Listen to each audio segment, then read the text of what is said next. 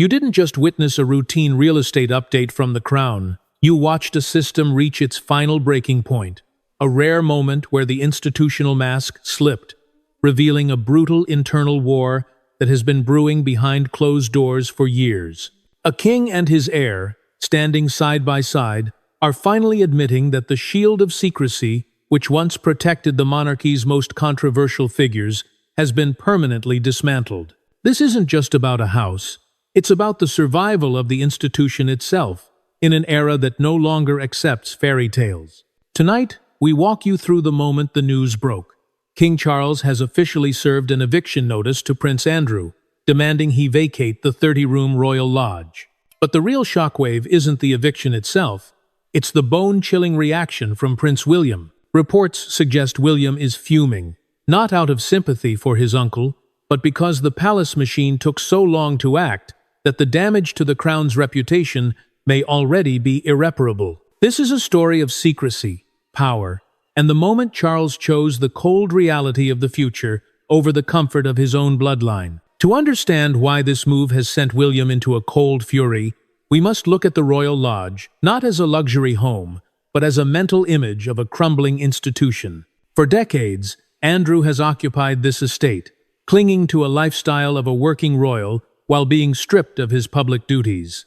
The palace tried to manage the optics, using the word privacy as a shield to hide the uncomfortable truth of Andrew's continued presence. I've watched this pattern in every fragile institution that is more afraid of the truth than a scandal. The palace always wants to keep the background perfect, but Andrew's residence at the lodge was a massive crack in the wall that no amount of polished PR could hide.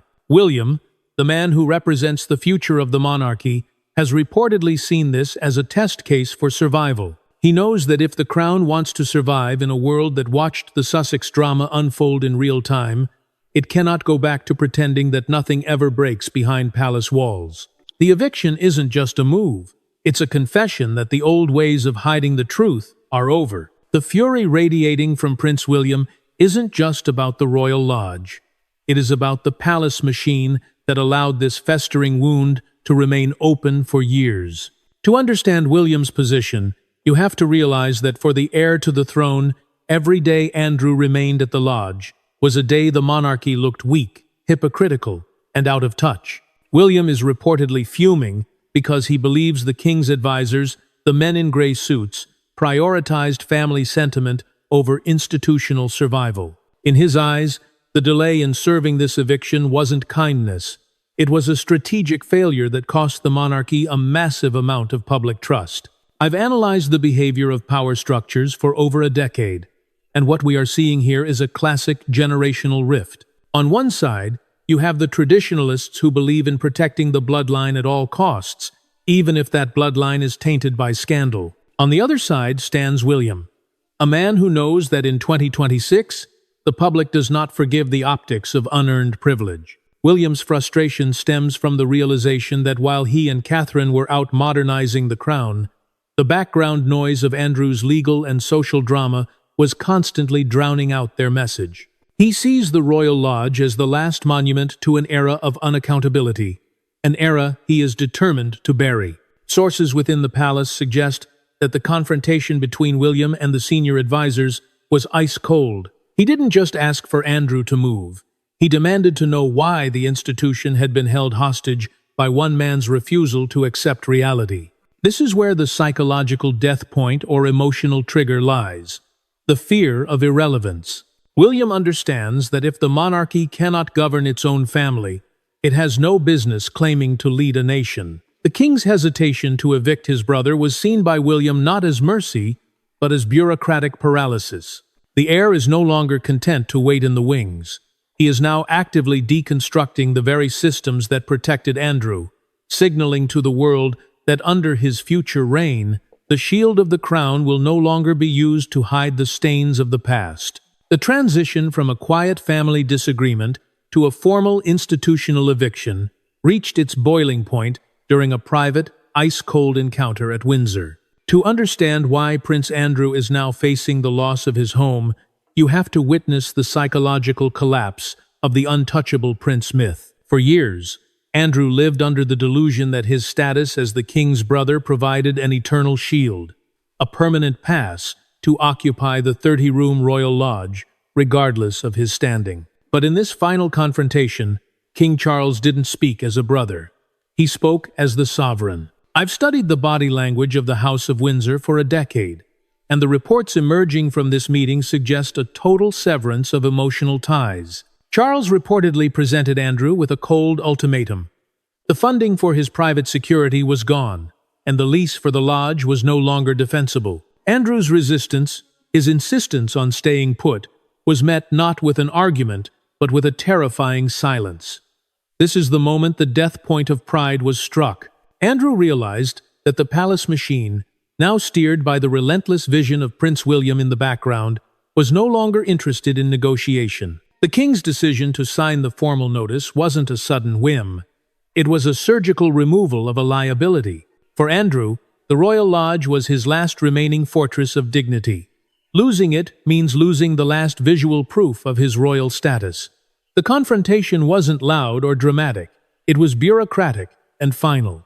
Charles made it clear that the monarchy can no longer afford the luxury of protecting its own when that protection actively poisons the future of the line of succession. This meeting marked the end of the era where blood was thicker than water. In the cold halls of Windsor, the crown finally proved that it would sacrifice a brother to save a king.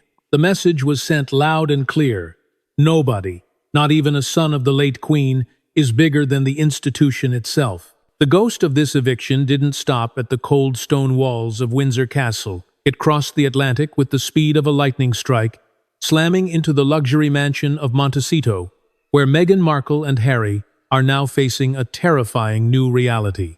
To understand why Meghan is reportedly in a state of strategic panic over this news, you have to realize that Prince Andrew was never just an uncle.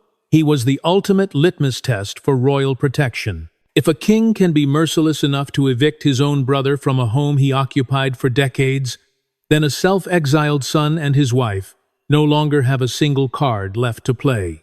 I've spent years decoding the silent language of the palace, and the Royal Lodge precedent is a loud, clear message to California. The bloodline shield has been permanently decommissioned. The protection Harry and Meghan once counted on, believing their birthright made them untouchable, has evaporated. Meghan, a master of brand strategy, understands that their global value is tied entirely to their proximity to the crown. As Charles begins to prune the family tree with an iron hand, he is setting a new standard where loyalty and utility outweigh DNA. The parallels between the loss of Frogmore Cottage and Andrew's current eviction are impossible to ignore. This is a systematic purge. Harry and Meghan now realize that the king's patience has a hard limit, and that limit was crossed long ago. The fear gripping them isn't about losing a house. It's about the total loss of legitimacy. William, the man quietly driving these decisions from the shadows, is sending a chilling signal. In his future kingdom, there is no room for those who stand outside the circle but still demand the benefits of the crown. Meghan and Harry are witnessing the final threads of their royal connection being severed one by one. The battle for the Royal Lodge isn't just Andrew's tragedy.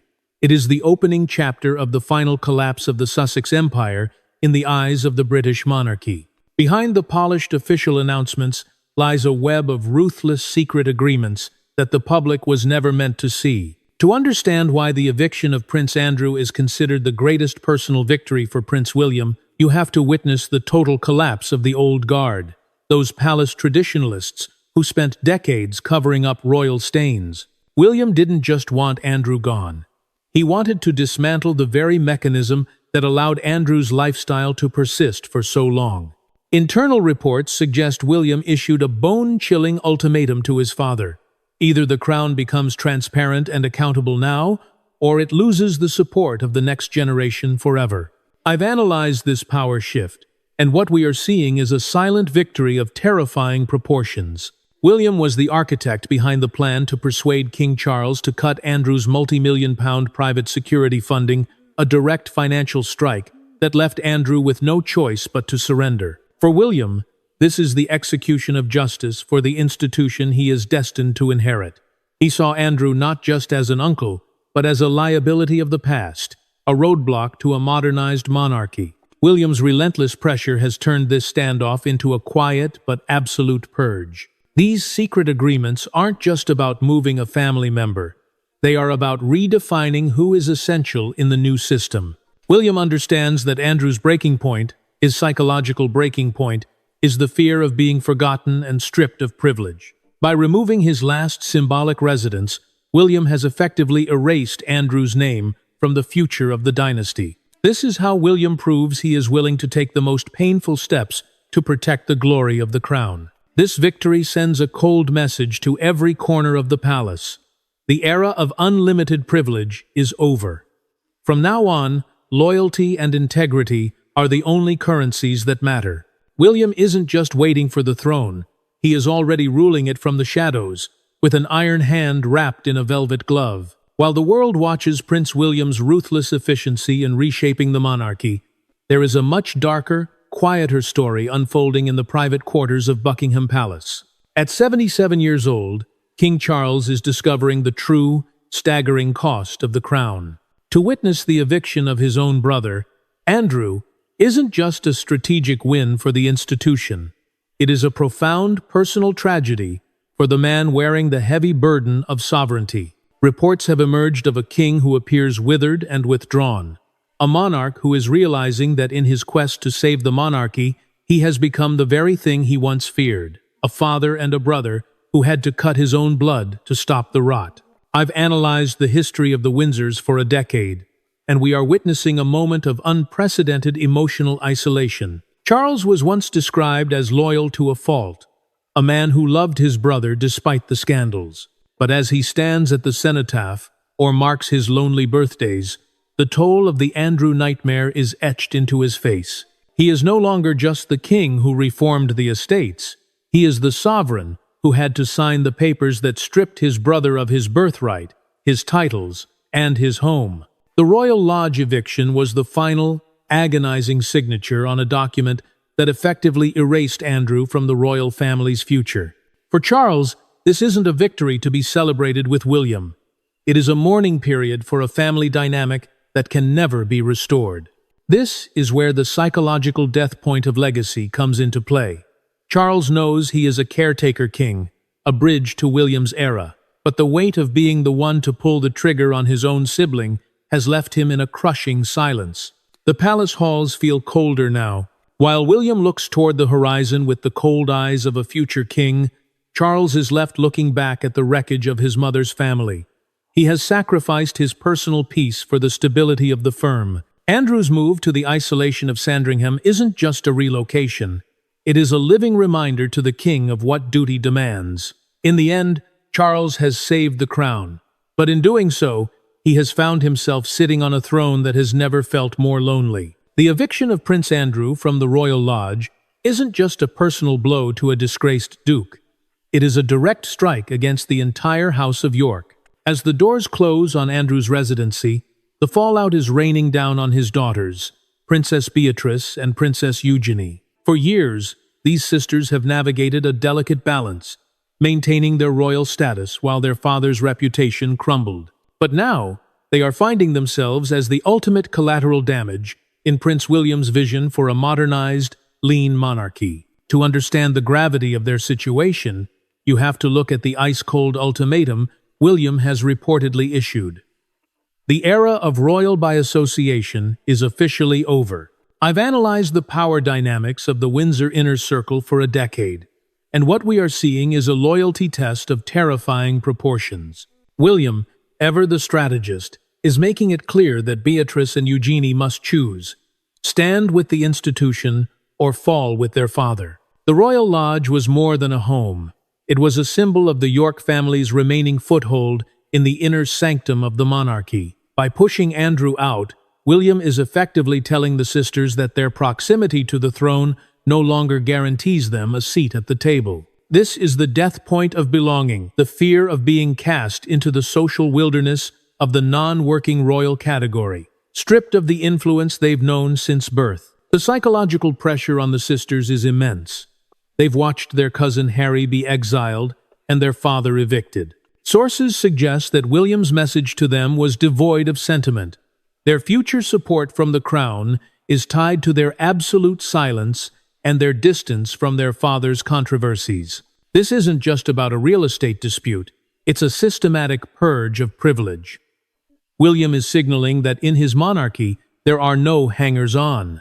Beatrice and Eugenie are being forced to witness the total dismantling of their father's legacy, knowing that any attempt to defend him could result in their own professional and social termination within the royal fold. The sisters aren't just losing a family home, they are losing the only world they've ever known, proving that under William's shadow, even the king's nieces are not immune to the cold logic of institutional survival.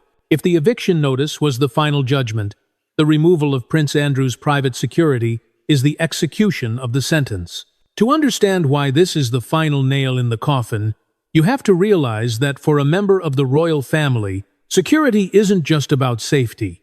It is the ultimate symbol of status and the literal oxygen of their public life. By King Charles officially cutting off the multi-million-pound annual funding for Andrew's private guards, the palace has moved from a request to a forced surrender. This is financial strangulation at its most clinical level. Without the king's checkbook, Andrew is left to foot a £3 million a year bill just to keep the gates of the Royal Lodge closed. I've analyzed the tactical shifts in royal management for a decade, and this move bears the undeniable fingerprints of Prince William's modernization strategy. William knows that you don't need to drag a royal out of their home if you simply make it impossible for them to afford to stay. The removal of the invisible shield, the armed guards, and the sophisticated surveillance funded by the privy purse leaves Andrew exposed. For a man who has lived his entire life behind a wall of state-funded protection, this is a psychological death point of extreme vulnerability. He is being told,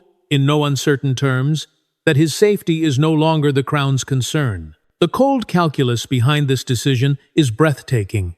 By stripping the security, the palace is effectively turning the royal lodge from a fortress into a prison. Andrew cannot maintain the 30-room estate and a high-level security detail on his own dwindling resources. This is the death of a thousand-cut strategy that William has championed to ensure the monarchy remains lean and accountable to the taxpayer. It sends a bone-chilling message to the rest of the family. Birthright no longer guarantees a lifetime of protection. The message to Andrew is even darker. You can stay in the house if you wish, but you will do so alone, undefended, and at your own immense expense. The king hasn't just served an eviction notice. He has turned off the life support of Andrew's royal existence. As the deadline for eviction approaches, the Royal Lodge has transformed from a stately home into a fortress of absolute denial. To understand what is happening behind those closed curtains, you have to recognize the bunker mentality that has taken hold of Prince Andrew. This is no longer about luxury or comfort. It is a primal, psychological battle for a man who knows that once he steps outside those gates for the last time, he is no longer a prince of the realm. He is a ghost. Reports suggest Andrew has effectively barricaded himself within the 30-room estate, refusing to engage with palace messengers and spending his dwindling private funds on makeshift security. To replace the professionals, King Charles withdrew. I've analyzed the psychology of falling empires for a decade, and Andrew's last stand is a textbook case of a man clinging to a vanishing prestige. In his mind, the Royal Lodge is the physical manifestation of his HRH status. To leave it is to admit total defeat. This is the ultimate death point of pride. While William and Charles operate from the high ground of institutional survival, Andrew is operating from the trenches of personal survival. He is reportedly obsessed with the fine print of his 75-year lease, believing that legal technicalities can protect him from a sovereign's will. But he is ignoring the cold reality of institutional starvation. By cutting off the heating, the staff, and the security, the palace isn't just asking him to leave. They are making the house uninhabitable. The atmosphere at Windsor is described as a siege. Neighbors and staff witness a house that is falling into a state of visible neglect, mirrored by the state of the man inside. William's strategy of tactical silence is working. The palace is simply waiting for the silence and the cold to do what the lawyers could not. Andrew's bunker mentality is a tragic irony. he is trying to save his dignity by squandering the last of his reputation in a public standoff that makes him look less like a royal and more like a squatter. The clock is ticking toward a final, humiliating confrontation that will likely end not with a royal ceremony, but with the changing of a lock. The king and the heir are no longer negotiating. They are simply waiting for the inevitable surrender of a prince who has run out of time, money, and allies. The surrender of the royal lodge isn't just a change of address. It is the official funeral of the old monarchy. As Andrew Mountbatten Windsor packs the final remnants of a life once defined by untouchable privilege, the world is witnessing the dawn of the Wales era. This is the iron reign that Prince William has quietly engineered from the shadows of the palace. To understand the gravity of this moment, you must realize that for the first time in 1,000 years, the British monarchy has chosen efficiency over blood and transparency over tradition. The man formerly known as Prince Andrew is no longer a symbol of royal power. He is a cautionary tale, a ghost of an era that William is determined to bury forever. I've analyzed the trajectory of the Windsors for a decade, and we are now standing at the most significant turning point since the abdication. William's strategy has been surgical. He has successfully removed every liability, every scandal, and every shadow that threatened the future of his throne. By forcing his uncle into the isolation of Sandringham and stripping him of the very title of prince, William has sent a bone-chilling message to every member of the family, from the exiled Sussexes in California to the minor royals in London. The crown is a job, not a birthright. This is the death point of absolute accountability. In William's vision, the monarchy doesn't survive by being a family. It survives by being a flawless institution. The Royal Lodge will stand empty for a moment, a silent monument to the end of unaccountability, before William and Catherine move to take their place as the new center of Windsor Great Park. The king has been the one to sign the papers, but the signature of the future is written in William's handwriting. The Iron Reign has begun before the coronation has even arrived. The monarchy is leaner, colder, and more focused than it has been in centuries. As Andrew vanishes into a private life of obscurity, he leaves behind a royal family that has learned its most painful lesson yet. Under the watch of King Charles and the iron hand of Prince William, the shield of the crown is no longer a hiding place. It is a sword, and it has finally been drawn to protect the legacy of the throne at any cost.